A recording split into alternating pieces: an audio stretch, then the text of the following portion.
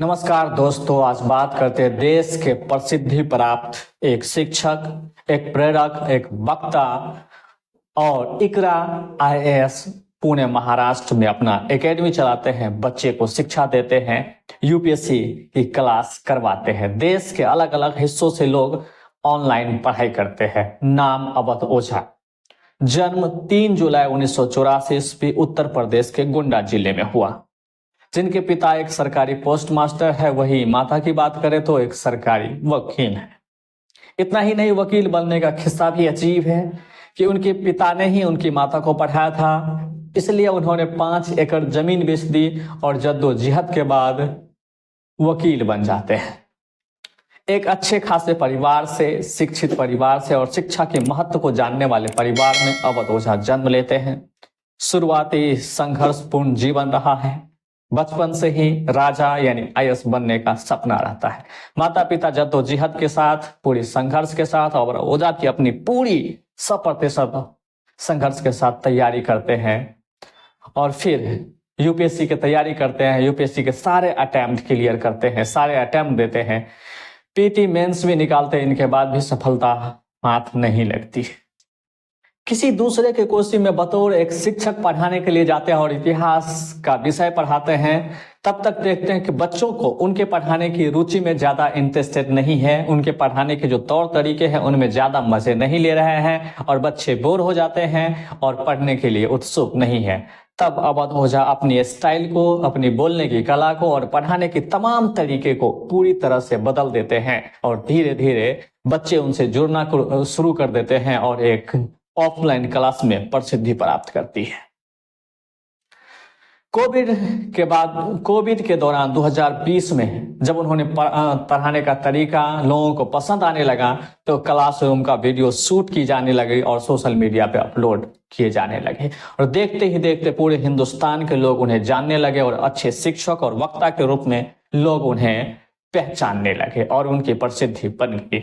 इसके बाद कई जगह वो इंटरव्यू देना शुरू किया, लोगों से बात करना शुरू किया, तो ये सब बातें सोशल मीडिया में खूब वायरल होने लगी और अवध ओझा एक शिक्षक, एक वक्ता के रूप में जाने जाने लगे। इतना ही नहीं, वो राजनीतिक में भी खुलकर बोलते हैं और हिम्मत से बोलते हैं। राजनीतिक में बात करें तो राहुल गांधी को भी एक बेहतर बताते हैं। एक इंटरव्यू के दौरान उन्होंने पूछा कि मोदी या राहुल गांधी, उन्होंने कहा कि मोदी जी पहले थे लेकिन अब राहुल गांधी है। कभी कभी तो ये भी बताते हैं कि प्रियंका गांधी राहुल गांधी से बेहतर है। और एक बार तो उन्होंने ये भी कहा कि अखिलेश को देश का प्रधानमंत्री बनना चाहिए, उसकी जो सोच है, विचार है, बहुत ही अच्छे है। हर किसी के लिए राय रखते हैं और बेहतर विचार रखते हैं, ये अच्छी बात भी है, लेकिन दूसरे को राजा बनाने के लिए, राजा बनने के लिए हमेशा उत्साहित करता है और प्रेरित करता है।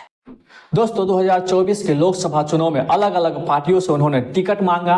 बतौर बीजेपी से प्रयागराज के लिए लोकसभा टिकट मांगी लेकिन नहीं मिला। वहीं कांग्रेस से अमेठी से लोकसभा टिकट मांगी, नहीं मिला। और बहुजन समाजवादी पार्टी यानी मायावती की पार्टी उन्हें टिकट देना चाहा लेकिन उन्होंने टिकट ली नहीं। तो देखते हैं कि ये जो राजनीतिक है वो पार्टियां होती है, अपने विचारों पर रहती है, लेकिन अवध ओझा सर, उनके लिए पार्टी की विचार और पार्टी मायने नहीं रखती है। जहां भी टिकट मिल जाए उनके लिए वो तैयार था, लेकिन हर चीज खोज रहा था, लेकिन लोकसभा में उन्हें टिकट न मिला, न उन्होंने चुनाव लड़े। इंटरव्यू के दौरान एक पत्रकार ने उनसे पूछा कि पार्टी के साथ जुड़ना और नेता बनना विचार बहुत ज्यादा मायने रखता है। तब अवध ओझा सर ने जवाब दिया कि एक फिल्म का डायलॉग है जिसमें हीरो से पूछा जाता है कि आप वेजिटेरियन है या कि नॉन वेजिटेरियन। तब हीरो के तरफ से जवाब आता है कि वो मौकाटेरियन है, जिधर मिला जाए उधर चल दिया जाए। अगर कुछ ही पिछले समय की बात करें तो अवध ओझा कभी प्रयागराज, अमेठी, कभी गोंडा, तो कभी बिहार, पटना, किशनगंज, ऐसे जगह में अपनी इच्छा जाहिर कर रही कि वो चुनाव लड़ेंगे। कभी लेफ्ट, कभी राइट, कभी सेंटर में जाके रुक चुके हैं। तो ये बात यह है कि पिछले ही दिन आम आदमी पार्टी के संयोजक अरविंद केजरीवाल और मनीष सिसोदिया और आम आदमी के बड़े बड़े नेताओं की उपस्थिति में उन्होंने आम आदमी की जो सदस्यता है वह ग्रहण कर ली और यहाँ तक ही लगाया जा रहा है कि ये 2025 में होने वाले चुनाव में, विधानसभा चुनाव में जो दिल्ली में होने जा रही है, उसमें वो चुनाव लड़ेंगे और अभी सेंटर में जाकर स्थिर होता हुआ नजर आ रहा है। लोग ये भी कर रहे हैं कि ये राजनीतिक के नीतीश कुमार लग रहे हैं। नीतीश कुमार को भी ये मायने नहीं रखता है, वो कभी आरजेडी, कभी कांग्रेस तो कभी बीजेपी के साथ रहती है। तो बीजेपी देखे तो हमेशा हिंदुओं की राजनीति की है, हिंदुओं के लिए किया है। वही कांग्रेस की बात करें तो हिंदू विरोधी रही है और हमेशा हिंदू के विरोध में बात की है। और भाजपा, बहुजन समाजवादी पार्टी, वो तो बिल्कुल ही अलग है। तो अलग अलग विचारधारा रखने के बावजूद भी अवध ओझा चाहते हैं कि किसी भी पार्टी से बस उन्हें मौका मिलना चाहिए और राजनीतिक करना चाहिए।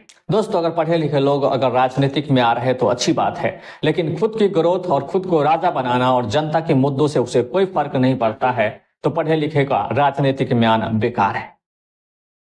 अगर राजनीति का अगर मुख्य उद्देश्य देखो तो जनता के मुद्दे को सामने लाना, जनता की आवाज को ताकत बनना और उनके लिए जीना और जनता के लिए सोचना, अपने शरीर से देश की सेवा के प्रति अपने आप को समर्पित करना और देश की विकास के लिए तन मन धन और शक्ति के साथ उन्हें जद्दोजहद के साथ आगे बढ़ाना, यही एक राजनीतिक का मूल मंत्र है। लेकिन अगर आप इससे भटक जाते हैं, खुद राजा बनते हैं, शीश महल बनाते हैं और जल्दी खुद का ग्रोथ करना चाहते हैं, अगर ऐसे लोग पढ़े लिखे होकर भी राजनीतिक में आते हैं और ऐसी विचारधारा और मंशा रखते हैं, तो यहीं पर पढ़े लिखे लोग गलत हो जाते हैं और राजनीति के गलत मायने निकल जाता है। तो जनता की पैसा को लूटना और फिर की खुद को ग्रोथ और राजा बनाना, ये सही नहीं है। दोस्तों, अवध ओझा सर का राजनीतिक एंट्री आम आदमी पार्टी से शुरू हो चुका है, लेकिन आम आदमी पार्टी का असली जो उसकी विचारधारा है उसको खो चुकी है। तो इसके बारे में आप क्या सोचते हैं, कमेंट करके जरूर बताएं। धन्यवाद।